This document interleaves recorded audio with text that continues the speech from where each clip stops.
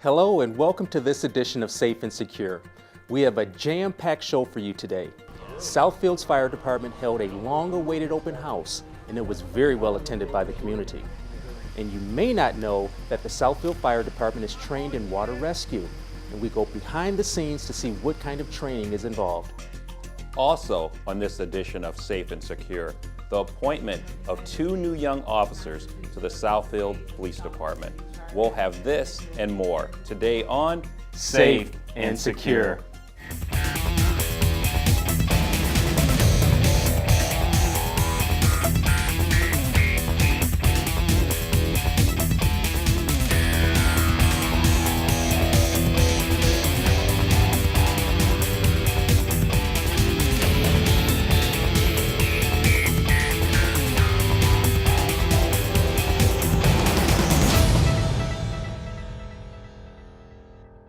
This year, the Southfield Fire Department celebrates its 75th anniversary of providing great fire and EMS service to the city.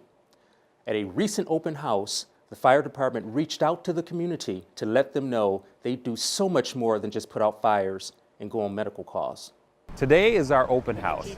We're celebrating our 75th anniversary of providing great service to this city, and we wanted to come out and reach out to the community and let them know we do a lot more than just put out fires and go on medical calls. Today you'll see a lot of great stuff. You'll see people hanging from ropes in our rope rescue. You'll see live fire demonstrations. You're going to see extrications. We're going to cut up cars for you. The kids will get a chance to hold a real fire hose. And if they also want, we're throwing some cotton candy and some popcorn. We haven't had an open house in quite a while. I thought it was very important. One of the things as the new chief I wanted to bring back was the open house. I'm very passionate about community outreach and giving back, and this is one way that we can show the community what their fire department's doing day in and day out. The fire department continually tries to stay on top of changes that may affect rescues. Cars have changed. Cars now have new high-tension steel. We have battery-operated cars with all kinds of changes in electrical systems. And to keep up with these changes, the fire department has invested in a new Jaws of Life. We're looking at extrication equipment. The cars have changed. The cars now have this new high-tension steel. You have the battery-operated cars, these cell batteries. And so we're going to be demonstrating our new battery-operated, we call them Jaws of Life. They create more power, they're a lot lighter, and they're more maneuverable. We don't need any hoses or hydraulic equipment with them. So I'm really interested to see how it works compared to the other ones, but I'm expecting a 30 to 40% increase in that we'll be able to get someone out of a car. Since around 2007, the number of eligible fire applicants has really gone down, and Chief Menifee has some ideas on how to improve that. And what we're trying to do now is to also show people, educate them about the fire service and get more individuals involved in the fire service. The Southfield Fire Department, actually, we have sponsored 5 young men that actually go to the fire academy right now. So we give them fire gear, we help them and pay for the SCBA and it actually gives them a break on the tuition. But also lets them know about the fire service and see if this is a career that they want to get involved in. With the changing of the seasons, people will start turning on their furnaces and looking for different ways to stay warm, and with that come risks. You know, it's starting to get a little colder and people are going to start turning on their furnaces and looking for different ways to heat stuff. Remember, you know, your furnace should be checked by a certified person. You don't want to heat your house with your appliances, with it. You know, there are a lot of different services that are offered from the city of Southfield and the county that you can go to. Stay away from the live candles, as we showed times before, that this type of year, you know, unattended candles are a major cause of fires for us right now, and that is something that I really want you to pay attention to. And as always, we offer a free smoke detector. If any of our citizens can't afford it, you come to our main fire station and we'll give you a smoke detector. And also, you got to remember to change those batteries in those smoke detectors. The Southfield Fire Department continually trains every day, and it is good to remember that the fire department does so much more than just fires and EMS. We average about 4 hours of training every day. like I said, the fire department does so much more than just fire and EMS. We have all our technical rescue training, which is rope rescue, our trench rescue, our confined space. We have extrication. We're doing water rescue. There are so many different facets that we are able to do. Even with our recent flooding of 696, and we have to actually help people get out of cars that are underwater. So there are a lot of different avenues that the fire departments have to go through to help provide that service for you. So we are definitely one that believes in safety, believe in training, and we're going to do whatever we can to make sure that we're ready to support you. We also provide free CPR training, car seat installations for new babies by appointment. We have our smoke detector and carbon monoxide detector program. These are just a few for us to try to help once again, to get out in the community and help our citizens. The 911 call system is an all-encompassing system for anyone to access emergency services at any time. And many people really don't know how and when to use it. Today for our open house, we're doing a little presentation that we're calling Knowing When to Call. Our 911 system, we're trying to educate people on the 911 system. Hence what it says, it's an all-encompassing system for anyone to access these services. It's not just the fire department. People are calling for EMS or maybe the police department. The problem that we've had in the past probably 10 years is that the service is being overran. You can see some of the quick statistics, how much it's gone up in the 15 years. So we won't say it's being abused, but it's definitely being used maybe in a manner it wasn't meant to be used in. We have people that call and use our system a lot for maybe things that they would want to use their primary care physician for. Maybe people have just been feeling sick for 2 or 3 days and they're vomiting, or some people don't have access to their primary care physician, or they use the 911 system as access to get to the healthcare system. For instance, like their children, if they have a child that is sick and maybe they don't have a car and they don't have a way to get to the doctors, they will call 911. And we want to help and we love to help, but this is overwhelming our system with calls that we're just not able to handle all the calls coming in then. Maybe when you show up at their house, maybe that's not the best time to try to educate them, and certainly we try to, but now you're in a position where they're maybe asking for your help and they don't necessarily want to be lectured or educated at that time in their home. But we try to refer them to maybe what we call a non-priority ambulance service. A lot of private ambulance services have a non-emergency phone number. You can call them for rides to the hospital. Let's say your elderly mother or somebody needs a ride to the doctor's appointment. You can actually call the non-emergency number for these private ambulance companies, as opposed to a public safety service like us, where 911 is for emergency service. Population growth, right? You know, the population of the United States has grown, so therefore you're just going to have more calls in general. Population is getting older, people are living longer, so you have a very large group that maybe is 65 or 70 and older, that a lot of these people, you know, 30, 40, 50, 60 years ago, we're just not living long, but we have that medicine, we have that technology now for that. So that's really increased the calls. Again, the population, and then just what we spoke about, knowing when to call. People, you learn it, a lot of the little kids, they learn it in school, when to call for firemen and stop, drop, and roll. And we realize that maybe we haven't been educating the public about the EMS part of it. We're always just educating the public about the fire part of it. So. Well, today we're going to be doing a vehicle extrication demonstration using our new, these are called hydraulic, they're cordless extrication equipment. They're approximately 40% faster than our old ones. So that means we can deploy them quicker and extricate the patients out of the vehicles faster. Well, we've gone to the cordless ones due to the fact that we can deploy them a lot faster, get to the patients quicker. They have the same cutting strength, if not more, than our old ones. Just the ease of use and the technology's advanced throughout the years. Well, the new vehicles have a lot more high-strength steel, which requires a more strong cutting devices. So our new hydraulic, the hydraulics, have stronger cutting and spreading power than the old ones do.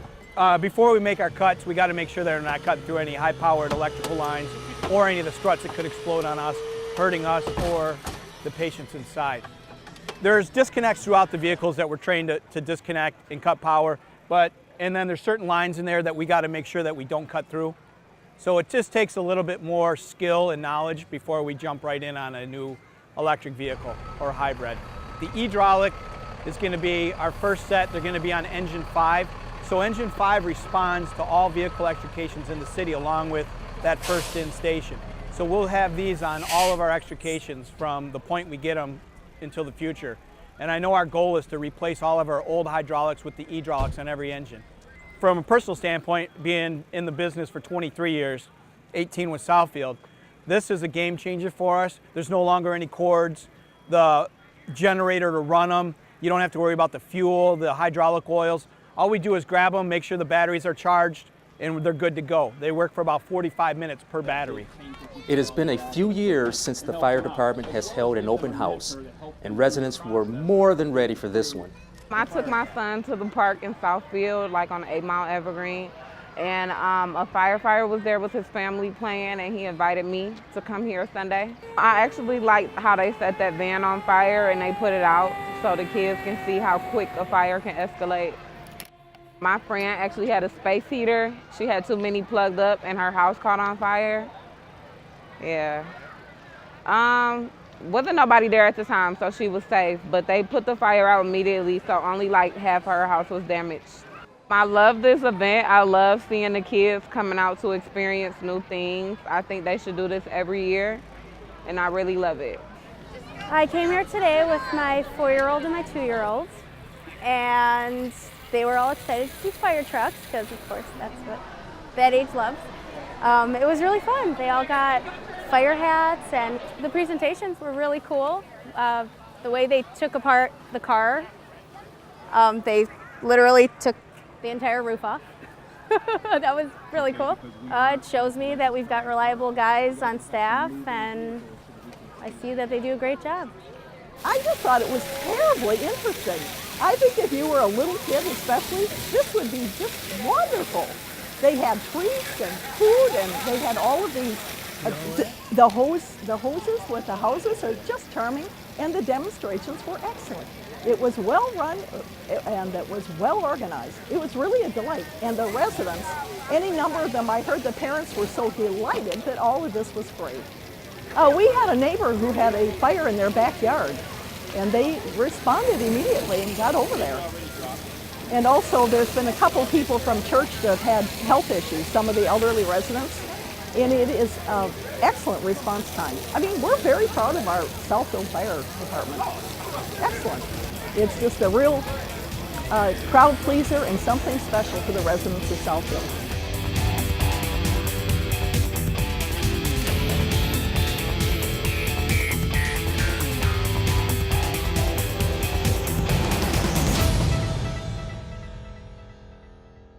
We in Michigan are fortunate to have so many lakes and streams to enjoy year-round.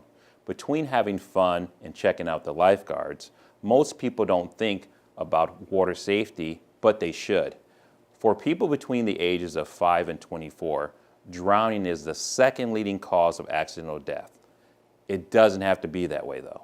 Most water-related accidents can be avoided by knowing how to stay safe and following a few simple guidelines. We're right here at Carpenter Lake here in Southfield.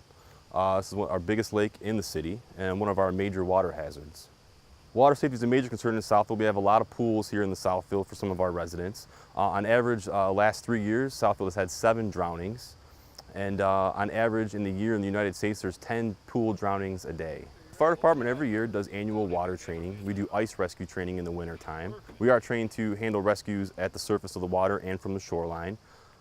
If somebody does drown, unfortunately, we do need to call in the county dive team at that point. But anything on the surface, the fire department is here to help them rescue them. The water can be a great place to play. Swimming and other water-related activities are excellent ways to get the physical activities and healthy benefits needed for a healthy life. When you will be near the water, practice the ABCs of water safety to stay safe and have a great time playing in the water. A stands for adult supervision. Obviously, you know, kids can get away from you in the blink of an eye, and that's when a lot of these drownings occur. B stands for barriers, obviously having a fence around a pool or keeping a gate closed. You want to keep toys out of the pool that keep kids from being enticed to go towards the water. And C stands for CPR and classes. CPR is something you can do to help a patient until responders get on scene. And swimming classes obviously are a great thing for kids to teach them how to swim, that they can help themselves. There's a big misconception that people don't need to wear life jackets in the water if they're great swimmers. Experience tells us that more people drown not wearing their life jackets than people recovered wearing life jackets. And floodwaters are even more complicated. It's of interest to me because I kayak fish a lot, and there's a big misconception that people don't need to wear life jackets in the water. They're great swimmers. From experience, I've had more people drown not wearing their life jackets than we've actually recovered wearing life jackets. People tend to think that I'm a good swimmer. If I fall in the water, I'll be fine. Problem is, water temperatures change. River water is colder than your swimming pool that you swim in all the time. So what happens is you get an initial shock to your system. And while that shock is going on, hypothermia can start setting in. You lose your dexterity of your fingers. You may not be able to grab the side of your boat. You may not be able to swim. So there's a lot of different things. There's tree roots under the water. There's rocks that you can get your feet stuck on. There's a whole lot of different things. What you get with floodwater's not clear like your normal lake. You don't know what's underneath you. You could be walking along and step into a giant hole. There's going to be debris. There's going to be electrical cables. There's going to be all sorts of hazards that you're not going to think about because you're trying to get away as fast as you can.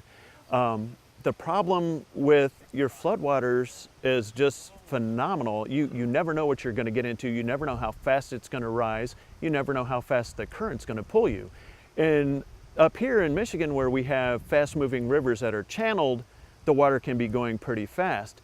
When you have a huge flood like that, you never know what's going to happen. It could be sitting still, like in the case of Houston, where the water doesn't have anywhere to go right now. Once it starts moving out into the bayous again, the current's actually going to pick up and it's going to pull a lot stronger than it is for the rescuers right now. The dangers at swimming pools are when parents lose track of their kids. They may start reading a book, getting on their phone. You need to keep track of your kids. When you have a lifeguard on duty, that lifeguard has to be scanning 100% of the time. And it only takes a second for a small child to go under the water and nobody see them for a second. With all the splashing, it does obscure the surface where you may not be able to see them. So it's really imperative that people keep an eye on their kids while they're in the swimming pools. If you go into the water to rescue someone, you could become a potential victim yourself. People are going to be clambering onto you, grabbing onto you, trying to keep their head above water, and they're going to push you down. So the safest way for our rescues to do it, as they demonstrated, is to throw something. It'll throw past them. You can grab onto it with your arm. And again, with hypothermia, you're not going to be able to grab it with your fingers. Our stuff is designed where you can throw an arm across it and something behind you will grab onto you and pull you in. If they're lifeless and you get them out, if you can get them out of the water, start CPR immediately. Have somebody call 911. Get emergency medical services coming. But start CPR. That's the most crucial part, is to get oxygen back into their system. The most common type of accidents that happen on the water are people overestimating their abilities or people swimming beyond exhaustion. Alcohol a lot of time will be involved to where, oh, I'm good, I can swim. You jump in the water. You've been in 90-degree heat, you jump into 70-degree water, and that shocks your system. Plus the alcohol a lot of times just leads into bad things. And shallow water diving. Lake St. Clair isn't very deep. People dive off of big boats, they hit their head on the bottom, and that's it. They break a neck or hurt themselves beyond their swimming ability anymore. Backyard pools need to have a fence around them, point blank, a high fence where kids cannot get into it. You need, if it's an above ground pool or an in-ground pool, have a cover. They make sensors now that if somebody touches the water, sensors alert your phone, your house, whatever. Have a throw ring, have a pole with a hook on it, have anything you can to get somebody out of the water. And that's where we've had a few drownings where small children have gotten to pools and fallen in. People don't see them. Little kids don't really know how to swim, and they sink to the bottom before anybody sees them. But again, there are devices that you can put on pools that if the water ripples or something splashes into it, it's going to alert you to go check your pool.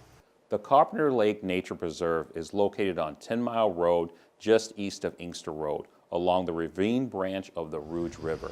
The Nature Preserve features 42 acres of woodlands, forest wetlands, and native meadows, overlooking a beautiful 5-acre Carpenter Lake. The fire department has taken precaution in case of a potential mishap or drowning. What we have for Carpenter Lake is we have the boat behind me, which has life jackets, throw rings, and we can get out into the lake. It stays here at the lake in a secured location. We can get in, we can get moving around, we can get to somebody rather quickly. We have a gator or a four-wheeler that stays at our closest station that has backboards, medical equipment, trauma equipment. What will happen is somebody will get here and get the boat going and get in the water after who's ever in the water while somebody brings the gator over, because obviously with the background you see around here, we cannot exactly get fire trucks and ambulances down here, so we have to have a different way. We keep floating ropes, which we demonstrated earlier. The rope will actually float on top of the water. And we have throw rings, and we have a throw disc, which is fairly new, that Chad Godfrey got, that you can really launch out and help somebody out. Reiterating is, don't become a victim trying to save somebody. If you can't reach them with a stick or throw something to them to help them float, do not get in the water. One victim is hard enough. Multiple victims can create so many problems for would-be rescuers that it is not worth it. We will get here, we will get the person out of the water. We don't need somebody else drowning. We see it in the news all the time where a would-be rescuer jumps in to save somebody when the person is already out of the water and now the would-be rescuer is the victim. So again, call 911, get us coming here. If you have something to throw to them, throw it to them. A cushion, anything to help them float, a big log, a stick, and we will get here with our professional equipment and get the person out of the water. Water rescues may occur during cold months, and firefighters need to be prepared for these as well. So we do water rescues in the summertime, but as the water gets cold and freezes, we also do ice rescues as well. Some of the equipment that we have for ice rescue, we do have throw rings if needed. We have shoes that we can wear that help us walk on the ice so we don't slip and fall. We have some floating rope, ice rescue rope that we can attach to our rescuer. And we also have a rescue sling that we use to attach around a victim in the water to bring them out. As you know, when victims are in the water, they try to grab us and pull us in. So this is a safe way that we can rescue a victim and pull them to shore safely. We also have our personal flotation devices for our shoreline rescuers so that we don't fall in the water and become victims ourselves. When we're navigating across the ice, we have ice picks that we can screw down into the ice, which gives us an anchor point to anchor to keep us from falling in the water as well. And this year we purchased 2 brand new ice rescue suits. It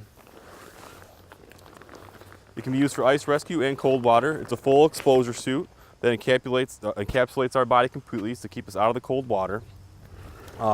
It's got a high-tech zipper that keeps the water out. It's also got insulation to keep us warm. It's got a harness built into the suit to help pull us in off the ice. It also comes equipped with an ice pick under each arm that we can use to help crawl across the ice. As you know, ice is very slippery. We have a high-tech zipper that keeps the water out. This is the same type of water zipper that is used on like dive suits. It is fully encapsulated so that our body is covered head to toe.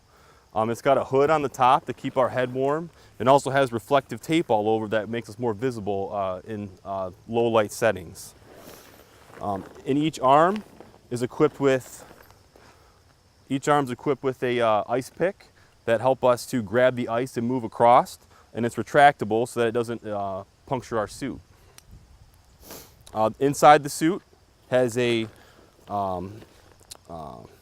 full thickness liner that helps keep us warm in the cold environment, and it actually holds some air into that makes us more buoyant in the water as well, so we don't sink. If you would like to learn more about water safety or take CPR classes, you can find out more information on the city's website.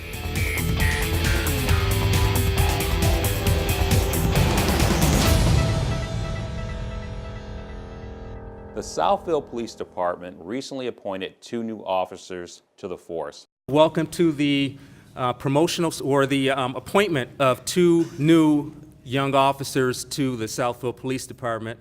And we welcome them and we welcome their families to the city of Southfield.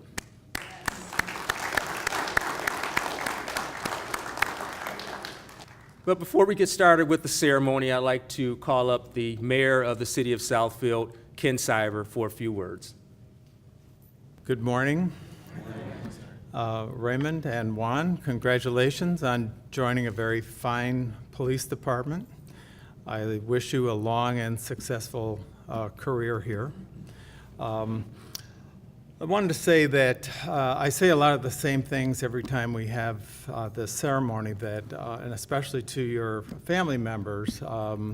I want them to know that we're very proud of our police department. We also are very supportive of them in that we make sure that they're well trained, they're well equipped, they go out with equipment that works. We want them to be safe, and we want them to be able to do a good job serving the citizens that they're here to protect. So as new members of the police department, and I think I speak for the council and the administration, we will have your back and try to do our best to enable you to be effective officers out in the field. So once again, my congratulations to both of you. Good to see you here this morning. All right, thank you, Mayor Siver. And for the family and friends here, just a little bit about the Southfield Police Department. We have about 131 authorized sworn personnel in our department. We have another 40 or 50 or so civilians, for a total of somewhere around 180 or so personnel that are assigned to the Southfield Police Department. And our department is split between our patrol division and our investigations division. I was talking to Raymond's dad just before the ceremony, and we talked about the turnover that we're seeing in our department, and it's due mostly through normal retirement cycles. So over the next 2 or 3 or 4 years or so, we're going to be losing a lot of officers and bringing in a lot of new officers. The key characteristic that we're looking for in our new officers is interpersonal communication skills, because that is what society wants in our new officers right now. And we are, like the mayor said, very, very picky on who we allow into the Southfield Police Department. In fact, 80 to 85% of the people who apply to our department fail the background process. I say you should be very, very proud of Juan and Raymond, because they have withstood these standards that we've set. And they match me. And I tell you, I've had an opportunity to talk to these 2 young men, and they are exactly the kind of young men that I need in this department. As the new officers took part in the swearing-in ceremony, Raymond's badge was pinned on him by his father, a former police officer. Juan's father also pinned his badge on him as family and friends looked on. The ceremony ended with an official swearing in by City Clerk Nancy Banks. Well, that's it for this edition of Safe and Secure. To find out more about the Southfield Police and Fire Departments, go to cityofsouthfield.com and go to our respective pages. You can also find out more by going to our Facebook and our YouTube channels and looking at our pages. Until next time, stay safe and secure.